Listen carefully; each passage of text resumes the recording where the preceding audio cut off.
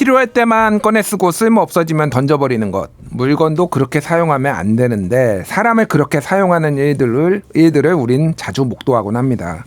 오늘 이야기 나눌 공감 칼럼 사람 섹션의 주제도 그런 것인데요. 어떤 이야기인지 두 분과 함께 나눠보겠습니다. 변상욱 기자, 정소연 변호사 두 분 나오셨습니다. 안녕하세요. 네, 안녕하십니까. 예, 날이 많이 더워요. 네. 예, 기후위기가 정말로 역대 가장 지금 6월 기준으로 현재 기준으로 하여간 제일 그 30도 이상이 많은 날이었다고 그렇게 올해가. 예. 집에서 안 나오니까 잘 모르긴 합니다. 회사에 출퇴근하려면은 매일같이 느끼겠지만 이제 찜통 지하철을 겪는다든가 사람도 없을 때 살짝 나왔다 들어가고 하니까. 근데 뭐 시원한 데 다녀왔습니까 휴가는? 예, 저 휴가 다녀왔는데 거기는 최저 기온이 0도였습니다. 그래서 파카를 입고 돌아다니긴 했는데 뭐 적응하기 힘들겠는데 당분간. 그렇습니다. 자, 이게 기후위기 얘기도 했는데 이게 기후위기도 불평등하게 국가별로도 불평등하게 적용이 되고 그 부자와 가난한 사람들한테도 불평등하게 적용된다는 얘기가 있는데 오늘 할 얘기가 약간 불평등에 관한 얘기예요. 최저임금도 불평등하게 적용될 수 있다 이런 논란들이 있습니다. 지난 19일에 정부가 인구 국가 비상사태를 공식 선언을 했어요. 그러면서 저출생 관련 정책을 여럿을 내놓았는데 가사 사용인 공급 방안을 검토하겠다고 나섰습니다. 그래서 논란이 좀 커졌는데 이게 그러니까 쉽게 얘기를 하면은 가사 사용인이라는 게 우리가 뭐 전에는 육아 도우미 뭐 아니면 뭐 파출부 뭐 이런 식으로 여러 표현을 썼지만 이제 법적으로 이제 가사 사용인이라는 거를 쓰기 시작했는데 일단 변호사님한테 좀 질문을 드릴게요. 가사 사용인, 가사 근로자 이게 뭐 이런 용어들이 막 나오고 있는데 이게 무슨 차이가 있는 건가요? 이게 사실 말하자면은 집안에서 뭐 육아라든지 아니면 우리 소위 말하는 살림, 가사를 돕는 사람들 그런 노동자들을 이제 국제법에서는 가사 노동자, 도메스틱 워커라고 하고 우리나라에서는 사실 노동부에서는 가사 관리사라는 표현을 쓰고 있어요. 근데 우리가 갖고 있는 법 중에 가사 근로자의 고용 개선 등에 관한 법률이란 법이 있어서 여기에서는 가사 근로자라는 표현을 쓰고 사실 가사 사용인은 우리가 법에서는 존재하는 개념이지만 용어로서 그렇게 사용하는 건 아니거든요. 근데 법에서 우리나라 최저임금법이라든지 근로기준법이라든지 몇몇 법에서 최저임금이나 근기법의 일부 조항이 적용 배제되는 예로서 가사 사용인이 언급이 되고 있어요. 그래서 지금 얘기가 나오는 것들은 말하자면 가사 관리사라는 직업인들 중에서 이런 최임법이나 근기법이 적용되지 않는 가사 사용인이라는 그 항목에 해당하는 사람들을 불러보겠다 이렇게 생각할 수 있을 것 같아요. 우리가 일반적으로 사실 말을 할 때는 가사 관리사라고 하는 게 맞긴 해요.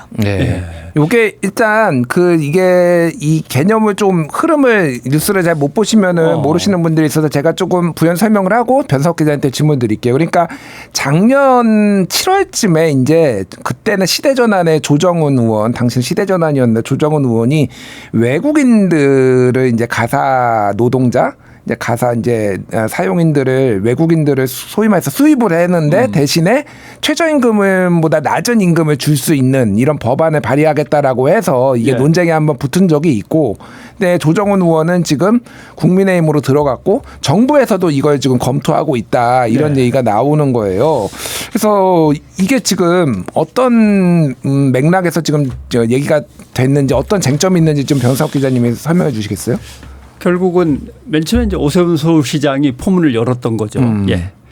홍콩이나 싱가포르는 몇십만 원이면은 영어도 잘하는 필리핀 아주머니들을 가사 도우미로 쓰면서 애들을 맡긴다. 우리도 그렇게 하면 훨씬 더 주말 부부 뭐 이런 거 아니 주말에 둘 다 이제 맞벌이 부부 이런 분들이 훨씬 편하지 않겠냐라고 포문을 열었고, 그러다 보니까 이제 문제가 생기는 것이 변호사님 잠깐 설명하셨지만 가사 도우미라고 하는 것은 둘로 나뉘는데 하나는 가사 사용인이 있고 하나는 가사 근로자가 있단 말이죠. 가사 근로자는 근로기준법이 적용돼서 최저임금도 받아야 되는 분들이고 가사 사용인이라고 하면은 그냥 우리가 잠깐 일 좀 봐주실래요 하는 정도의 이제 명칭이 되는 거죠. 그러니까 이거는 뭐 근로기준법이든 상관이 없는데 문제는 ILO에서 나온 규약상으로는 외국인이든 내국인이든 임금에서 차별을 하면 안 됩니다. 동일 노동은 동일 임금을 받도록 자꾸 권장하고 있으니까 이런 것들이 문제가 되니까 우리가 법을 고쳤단 말이죠. 그게 2022년 6월 2016년쯤인가요? 예. 법을 고쳐가지고 가사 근로자법에 가사 사용인들에 대한 대우를 높이도록 그래서 임금을 좀 높여주도록 조정을 했어요. 예. 물론 이제 거기에 어떤 단서 조항들이 좀 붙긴 하지만 그러다 보니까 오세훈 서울시장과 조정훈 조 의원 식으로 계산해 보니까 200몇만 원이 나오는 거예요. 한 달에 206만 원 정도. 그러니까 다시 오세훈 시장하고 나중엔 대통령까지 나서서 200만 원씩 주면서 어떤 부부가 가사 도우미를 쓸 수 있냐. 다른 방식이 나와야지라고 했는데 이번에 그러니까 가사 사용인으로 다 몰아가지고 100만 원 미만으로 어떻게 해서 처리할 수가 있습니다. 이 방법을 쓰는 게 어떻겠습니까? 이제 이렇게 가고 있는 거죠. 대충 이야기가 그림이 그려지나요? 부연 설명을 하실 게 있으면. 일단 가사관리사가 근데 막상 시범 사업을 시작을 했잖아요. 예. 근데 외국인 근로자가 올려면 비자 문제가 생겨요. 그래서 지금 사실 도입이 되고 있는 거는 E9 비자, 비숙련 비전문 비자라는 게 있어요. 우리나라 비자가 몇십 가지가 되거든요. 우리나라 굉장히 비자 제도가 복잡한 나라인데 예. 근데 막상 지금 100명 들어오는 사람들은 제가 알기로 E9으로 들어오고 있어요. E9 비자는 무조건 최저임금법이 적용이 돼요. 예. 그래가지고 어떻게 입국하는 걸 확대해도 사실 최저임금법이 적용 안 되게 하긴 좀 어렵거든요. 네. 그 비자랑 묶여 있기 때문에 그래가지고 제가 이해하기로는 정부 정책이 이게 외국인 근로자 인플로이어 외국인 그 E9 비자로 오면은 최저임금 문제 해결이 안 된다. 그러니까는 유학생들을 가사 사용인을 만들자. 그래서 D2 비자라고 해서 유학 비자, 네. D2 비자인 사람들하고 그리고 그 F3 비자가 있거든요. 이게 뭐냐면은 우리나라에 와 있는 외국인 근로자의 배우자. 부인들. 네, 그러니까 이 사람도 원래는 일을 못해요. 동반 비자는. 그러니까 원래 못하죠. 네, 예. 일을 못하는 유학 비자랑 동반 비자를 풀어가지고 그럼 이 사람들 한국에 체류할 자격은 있고 최저임금법은 적용이 안 된 사람들이 된다. 이 사람들을 전부 다 가사 노동을 시키면은 싸게 부릴 수 있다. 이렇게 지금 방향 가고 있는 거죠. 그러니까 일종의 조금 법이 있는데 법을 좀 그러니까 뭐라고 해야 되나? 법을 엄격하게 적용하면은 이게 아예 제도가 유지가 안 되니 법을 우회하는 방식으로 뭔가를 지금 계속 그렇죠. 제도를 만들어간 발전시키고 얼마 있다. 전까지는 예. 그렇게 가사 도우미로 아이들을 키워주시거나 노인들을 돌보는 분들한테 제대로 대우를 해주자 이런 뜻으로 해서 법을 바꾸고 있었죠. 그래서 가사 관리사라는 좀 좋은 이름으로 바꿔서 불러주십시오라고 정부가 그랬었는데 네. 갑자기 이제 또 방향이 바뀌어가지고 싸게 어떻게든 일을 갖다가 맡기는 걸로 해봅시다라고 돌아가고 있는 거죠. 그래서 어쨌든 최저임금이 적용되지 않는 가사 사용인을 5,000명을 확대하겠다. 뭐 이제 정부 방침도 나왔는데 이게 쟁점이 몇 가지가 있는 것 같아요. 하나는 이제 노동의 관점에서 보면은 최저임금의 형해화다. 소위 말해서 최저임금을 무력화하는 거다라고 해서 노동계의 반발이 있는 거고 또 하나는 이제 이게 그러면은 들여오면은 가사 도우미 뭐 아니면 가사 관리인을 들어오면은 저출산 문제가 어느 정도 해결이 돼. 뭐 완벽하게 해결은 안 되겠죠, 당연히. 그런데 이게 도움을 받을 수 있을 것이냐. 이제 뭐 이런 쟁점들이 있는데 하나하나씩 좀 풀어보겠습니다. 일단은 민주노총 공공운수 노조에서 성명을 냈는데 이주 노동자에게 최저임금도 주지 않고 돌봄 노동을 시키겠다는 것은 값싸게 노예를 사다 부리던 전근대적 시대로의 회귀에 불과하다. 이렇게 좀 성명까지 발표를 했거든요. 노동계에서는 가장 우려하는 게 사실상 이거를 처음으로 이제 최저임금제를 무력화한 다음에 다른 방식으로도 이런 식으로 그래서 소위 말하는 차등임금제가 보편화됐고 이거를 좀 처음으로 이런 장벽을 허물려는 거 아니냐 좀 이런 의구심도 좀 가지고 있더라고요. 네. 좀 어떻게 보십니까? 일단 뭐 병기자님. 아까 말씀하신 대로 ILO 규약이라든가 여러 가지를 살짝 피해 가려고 정부가 이제 나름대로의 꼼수를 찾은 거죠. 그건 분명한 겁니다. 그런데 이렇게 되면은 그런 암초들을 살짝 피해 갈 수는 있을지 모르지만 과연 외국인 가사 노동자의 처우는 도대체 어느 정도 수준에서 이루어질 것이냐. 걱정이 그거죠. 90만 원, 100만 원 가지고 과연 한국에서 어떤 삶을 살아가면서 계속 노동을 이어갈 거냐. 이런 문제가 있고 인권 침해 소지도 여전히 다분히 남아있죠. 왜냐하면 비자 문제 같은 거에서 확실한 어떤 대우나 자격을 갖고 들어온 게 아니니까. 그 정확히 말하자면 죄송한데 예, 비자에서 그 적절한 대우나 자격은 갖고 들어오는 거고요. 네, 근데 이제 그러니까는 자격이 없는 문제는 아니에요. 그거는. 근데 이게 일단은 명백하게 위법해요. 그러니까 우리나라 최저임금제 하에서 이게 가사 사용인이라는 말 자체가 말하자면은 아까 잠깐 뭐 잠깐 돌보는 것이라고 얘기를 하시는데 그런 개념이 아니라 예. 가정 내 고용이라는 것은 국가가 통제하기가 너무 어렵다. 처음에 우리 법이 만들어졌을 때 집 안에서 이렇게 옛날에 무슨 언니 해가지고 집에서 같이 일하는 그러니까 가정부 언니 뭐 이런 네, 거잖아요. 맞아요. 그러니까 쉽게 그거는 얘기하면. 다 예. 통제할 수가 없으니까 우리가 현실적으로 근기법 위반 여부를 체크할 수 없으니까는 예외로 뒀던 마치 행정의 공백 때문에 생겼던 예외거든요. 예. 그런 문제가 그런데 이제 그게 사실은 해결이 돼야 되는 거고 그리고 아까 그 법적으로 제가 봤을 때의 문제는 그것도 있어요. 우리나라에서는 불법이 아니라도 송출국에서 위법한 거예요. 그 문제가 있어요. 예를 들면 우리나라가 그 ILO 가사노동자 협약은 비준을 안 했어요. 그럼 우리나라에서는 가사노동자 협약 아마 1895호였던 것 같은데 네. 이게 우리나라에서는 법이 아니에요. 네. 근데 필리핀은 비준을 했거든요. 그럼 필리핀에서는 이게 법이고 거기 가사노동자 협약에서는 동일한 급여를 지급을 해야 되고 이제 사회보험에 다 가입이 되어야 되고 서면의 계약서가 있어야 돼. 이게 다 있거든요. 네. 그러면은 그 나라에서는 불법인 일을 한국에서는 하는 거예요. 네. 그럼 실제로 그 나라에서 집행할 수는 없겠지만 우리나라에서 이제 가사 사용인을 뭐 예를 들면 집에서 20시간 일을 시킨다. 이거를 그 나라에서 어떻게 할 수는 없겠지만은 이게 국제법적으로 봤을 때 굉장히 문제가 있는 상황이 발생을 하는 거죠. 우리나라가 이런 제도를 만들어서 변칙적으로 국제협약을 위반하는 그런 일을 하게 되는 문제가 생겨요. 근데 이제 제가 궁금한 게 지금 그 국민의힘 정부 여당에서는 예시를 든 게 싱가포르하고 지금 홍콩 예시를 들고 있잖아요. 그러면 싱가포르에도 지금 필리핀 가사 도우미가 뭐 이 가사 노동자들이 많이 가 있는 건데 그럼 싱가포르에서도 지금 뭐라고 해야 되나 임금 그러니까 집에 가정주부 그러니까 가정에 체류하는 조건으로 싱가포르는 지금 유지되고 있는 걸로 알고 있거든요.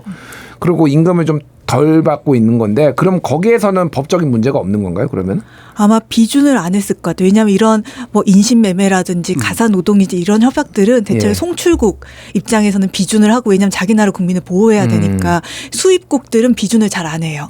비슷하게 생겼던 문제가 우리나라 필리핀이랑 또 있었던 문제인데 우리나라 국제결혼 많이 했었잖아요. 네. 근데 그게 필리핀에서는 인신매매 방지 협약에 가입을 해 있어서 우리나라식의 국제결혼 아예 불법이었어요. 거기는. 근데 한국으로 넘어오고 나면 한국인 비준을 안 했으니까 한국에 합법이 되는 거예요. 그래서 어떻게든 데리고 오기만 하면 해결이 되는 그런 식의 문제로 해결을 정확하게 했었죠. 다 그렇게 될지 모르겠지만 홍콩, 싱가포르는 직업 소개서를 통해서 예. 각 가정으로 공급이 되는데 정부가 그 직업 소개서들을 갖다 제대로 통제 관리하면서 어느 정도의 책임과 의무를 갖다 부여하고 이게 이제 컨트롤이 되고 있는데 우리는 정부가 공인한 아주 소수의 기관을 통해서 들어온 사람들은 통제를 하지만 우리는 직업 소개서를 통해서 여기저기 보내지는 거에 대해서는 그건 민간 영역이라 정부가 손을 안 대고 있는 거죠. 그래요? 아직 그래요? 그렇게 되게 돼 있는 거 아닌가요? 구조상? 그 E9으로 오면 그렇게 되기가 E9 으로 어려울 오면. 거예요. 예. 이게 만약에 D2가 열리면은 예. 그때는 조금 그런 문제가 생길 것 같은데 E9은 우리나라 E9 비자 굉장히 비숙련 비자 엄격해가지고 말씀하시는 네, 맞아요. 거죠. 예. 예. 비숙련 비자, 비전문 비자 같은 경우에는 일하는 권역까지 정해져 있어요. 지역도 그렇죠. 벗어날 수 없고 정확하게. 이동도 못 그러니까 이제 직업을 바꿀 때도 신고를 해야 되고 그래서 그런 문제는 아닌 것 같아요. 그럼 이제 저도 궁금한 거는 법적으로 따지면 나름대로 어느 정도의 체계는 있는데 실제로 현장을 이탈하거나 하는 뭔가 일탈의 문제가 현장에서 생긴다고 할 때 이제 걱정들을 많이 하거든요. 엄청 그러니까 생길 거예요. 예. 그러니까 궁금한 게 내가 여기 있으면 100만 원을 받는데 네. 저쪽으로 그러니까 불법 노동자, 이주 노동자가 되는 건데 탈출해 가지고 저기 가면은 최소 200만 원, 300만 원을 받으면은 여기 남아 있어야 될 유인이 있는 것인가 가사 노동자로 뭐 이런 없죠. 생각이 들어요. 예, 그러니까. 그 문제는 진짜 반드시 생길 것 같아요. 지금은 E9 비자, 비숙련 비자도 그 문제가 있거든요. 그러니까는 그 E9으로 왔을 때 사업장 변경이 안 되잖아요. 어렵잖아요. 그런데 아니면은 우리나라가 E9 비자가 4년 10개월까지밖에 일을 못하게 해요. 한국에서. 근데 네. 우리나라가 5년 동안 계속 있으면 영주권이 있어요. 그러니까 네. 비자 제도가 4년 10개월에서 딱 끊거든요. 아. 그러면 돌아가려니까는 돈을 좀 더 벌어야겠어요. 그런 분들이 다 미등록 이주 노동자가 되거든요. 예, 그러면은 여기 안 되더라고. 이거를 원하는 사용자들도 있는 거예요. 그러니까 내가 완전 히 제도를 풀로 하면은 저 사람 300만 원을 줘야 되는데 이 사람은 지금 비자 문제가 있어. 그러니까 250만 원을 줘도 고용할 수 있어. 그럼 그 사람은 하겠죠. 가사 노동자와 똑같은 문제가 생길 것 같아요. 처음에 E9으로 들어와도 여기보다 예를 들면 저쪽 집은 애가 순해요. 뭐 아니면 여러 가지 그런 지역 면에서 나는 하필이면은 되게 그 소외된 지역으로 와가지고 갈 수 있는 집이 몇 군데 없는데 서울로 어떻게 진입을 하면은 최저임금은 못 받더라도 한 180은 준대. 뭐 이런 식으로 해서 결국은 제도 안에서 거의 머무르지 않게 될 것 같아요. 맨 처음에 제가 얘기한 게 이제 저런 의미거든요. 실제적으로 제도에서 벗어나서 이제 떠도는 일들이 생기면 그 사람들의 인권이며 임금이며 그쵸. 이런 것들을 예. 어떻게 보장할 수 있겠느냐라고 하는 문제인데, 그러니까 변호사님이 지적한 것들을 모아보면 정부가 지금 해야 될 일들은 외국인 노동자의 정책을 어떻게 가져갈 건지 큰 그림서부터 다시 구조를 바꾸고 구조를 개선한 다음에 여기에 맞는 각각의 취업 비자나 이런 것들을 접목을 시켜야 되는데, 누가 아이디어를 내서 애 보기가 어렵다는데 애만 볼 수 있다면은 맞벌이가 좀 가능하겠다는데 이런 얘기가 나오니까 땜빵으로 뭔가 이렇게 접목해 갖고 한두 가지를 갖다 붙이고 하니까 이게 방책이 될 수 없다. 또 장기적으로 끝까지 밀고 가는 정책으로 내놓는 게 아니고 그때그때 땜빵 정책 아닌가 이런 생각을 하는 거죠. 그러니까 뭐 얘기를 하다 보니까 이거 1시간도 할 수 있을 것 같은데 일단은 이게 제도가 생각보다 잘 굴러갈 것 같지는 않다라는 생각이 많이 드네. 허점이 굉장히 많아 보이고 그렇죠. 법적으로도 구멍이 많아 보이고 뭐 이런 건데, 싱가포르 같은 경우에는 제가 이제 과거 언론 기사를 읽어보면은 만약에 이제 그 가사, 그러니까 집안에 거주하는 그 가사 도우미가 여성이 어떤 이유에서든 임신을 하게 되면은 무조건 추방을 시킨다고 그러더라고요. 그게 근데 일종의 이제 성폭행 사각지대에 약간 놓일 수도 있다 이런 얘기들도 있어요. 그러니까 왜냐하면은 그냥 추방이니까 그러니까 추방이니까 신고를 못 하거나 그러니까 법적 책임이 안 지니까 이게 그래서 이게 한국에서는 그럼 이게 지금 뭐 아직 확정된 건 아니지만은 집에 거주하는 형태도 있을 테고 뭐 출퇴근하는 형태도 좀 있을 테고 뭐 아직 이게 윤곽이 100% 드러난 게 아니라서 좀 애매하긴 한데 어떤 식으로 이거를 운영할 것인가에 대해서도 굉장히 의문이 많이 들더라고요. 네, 그게 좀 저는 이 가사 사용인으로 저출산을 해소한다는 게 그 부분이 되게 의아해요. 그러니까는 이제 206만 원을 못 준다. 예를 들어 그렇게 했을 때 근데 이 사람을 하루 종일 고용했을 때 그만큼 돈이 드니까 너무 비용이 높다는 거잖아요. 지금 한국인 가사도우미, 가사관리사가. 근데 그럼 한 10명의 한국인 맞벌이 가정이 한 명을 고용을 해가지고 이걸 분담을 한다는 건지. 그러니까 그 좀 이해가 안 돼요. 어떻게 이 사람을 고용 형태를 만들 건지가. 당연히 사각지대, 지금도 이나인 사각지대가 굉장히 심각하거든요. 예. 제도상으로는 급여를 미지급한다든지 아니면은 뭐 몇 가지 위반 사항이 발생하면 사업장 변경 신청을 할 수 있지만 그게 사실상 미등록이 될 가능성이 너무 높아지니까 할 수 없이 그냥 참고 살고 그냥 옮겨가고 이러는 거거든요. 알겠습니다. 시간이 많지가 않은데 이게 일단은 저출산 해결에 도움이 되기는 할까요? 이게 좀 궁금하기는 해요. 그러니까 외국인 도우미가 와서 좀 싸게 이렇게 사용할 수 있으면은 애를 더 낳을 것인가? 물론 지금 애를 이미 낳은 사람들한테는 도움이 될 여지가 있으니까 이게 뭐 추진이 되는 건 한데 외국인 도우미가 있으니까 나는 애를 더 낳을 거야. 뭐 이렇게 될 수 있을까? 이게 좀 궁금하긴 하네요. 그러니까 결국 이 관점은 나름대로 도시에 사는 일정한 소득 이상의 셀러리맨 부부에 초점이 맞춰진 듯한 정책이에요. 그러니까 거기에 해당되는 부분적인 어떤 도움은 있을 거라고 생각하는데 결국 우리 사회가 맡고 있는 아이를 낳지 않고 아이가 태어나지 않는 문제의 전반적인 해결책은 안 될 거라고 보는 거죠. 예. 왜냐하면 구조를 바꿔야 되는데 계속 부목만 갖다 대고 될 일은 아니거든요. 네, 알겠습니다. 시간이 거의 다 됐는데 30초씩 제가 드리겠습니다. 변호사님 어떻게 해야 되나요, 정부가? 네, 제 생각엔 이거는 저출산이랑 정말 관련이 없을 것 같고, 왜냐하면은 우리가 저출산의 이유가 가사인 것은 맞지만 가사의 부담, 그 육아의 부담이 있는 것은 맞지만은 이것이 외국인 가사관리사가 들어온다고 해서 해결된 문제는 아니니까 일단 거기에 크게 도움이 되지는 않을 것 같고, 기본적으로는 우리나라의 전반적인 비자 정책이라든지 아니 외국인 근로자를 보는 시각이라든지 이런 것과 관련된 또 하나의 약간 무의미한 무언가가 되지 않을까라는 생각을 저는 하고 있습니다. 예, 알겠습니다. 그 세계화의 하녀라고 흔히 부르거든요. 이렇게 옮겨 다니면서 애 봐주고 겨우겨우. 근데 그분들도 가족이 있기 때문에 그분들의 가족과 가정도 생각하는 더 큰 의미에서의 어떤 좀 개선된 자본주의가 등장을 해야 되는데 너무 원대한 꿈이겠죠. 그러나 우리는 적어도 아이를 키우는 데 있어서 공공부문을 강화하고 어린이집을 강화하고 이렇게 하고 우리끼리 잘 키울 수 있는 방안을 일단 최대한 해보고 그런 다음에 모자라는 부분을 채워야 되는데 급히 땜빵으로 다 해결하려고 하면 어려울 겁니다. 알겠습니다. 변상욱 기자의 한숨이 이 상황을 대변해 주는 것 같습니다. 오늘 공간 칼럼 사람 섹션 두 분과 얘기 나눠봤습니다. 감사합니다. 고맙습니다. 감사합니다.